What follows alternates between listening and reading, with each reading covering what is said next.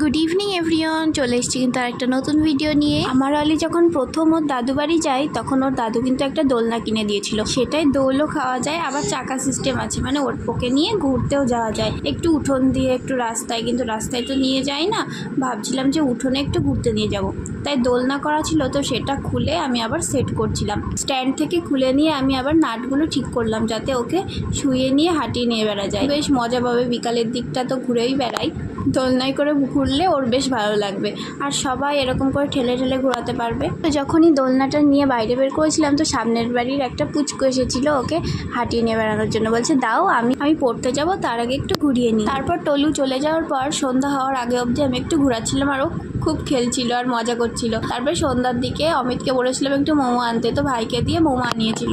সেটাই খাওয়া কমপ্লিট করে ঘরটা একটু গুছিয়ে নিয়েছি আর অলিকে দিয়েছিলাম ওর ঠাকুরদা ঠাকুমার কাছে। খেলা করছিল, টামি টাইম দিচ্ছিল, এইসব করছিল। আর আমার শাশুড়ি মা ডিমের তরকারি রান্না করবে বলে ওগুলো রেডি করে রেখে গেছিলো আর আটা মেখে রেখে গেছিলো, তাই ভাবলাম রুটিগুলো করে ফেলি। সে একটা ছোট স্ট্যান্ড ফ্যান ছিল, রান্নার সময় এটা মা কিন্তু চালিয়ে নেয়, আমি সেটা চালাতে ভুলে গেছি, তাই জন্য এত গরম লেগেছে সে বলার মতো না। দুপুরের ভাত রান্না করা রয়েছে, ডাল, মাছের তরকারি সব কিছুই আছে। আর ডিমের তরকারি তো রাত্রে হবেই। ভাত খাবে দাদা আর আমার দিদা শাশুড়ি।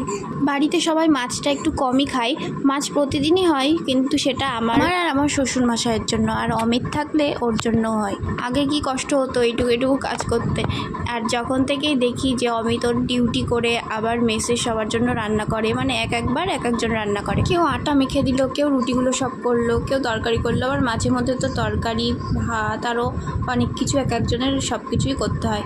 আবার ডিউটিতেও যেতে হয় টাইম মতো, নিজের কাচাকুচো করা, জল আনা থেকে শুরু করে সবই করতে হয়। বাড়ি এসে কয়েকদিন একটু রেস্ট পাই। তো যাই হোক, আমার রুটিগুলো করা কমপ্লিট। মা এবার আসবে ডিমের তরকারিটা করতে আর দুধটা জাল দিতে। আমি ঘরে গিয়ে দেখি ওর বাবা এরকম করছে আর ও হাসছে। ওকে নিচে রেখে দিলেই কিন্তু কান্না শুরু করে দিচ্ছে। তারপর আমি একটু স্নান করে আসলাম, ফ্রেশ হয়ে নিলাম ওকে খাওয়ানোর জন্য। আজকের ভিডিওটাই অবধি।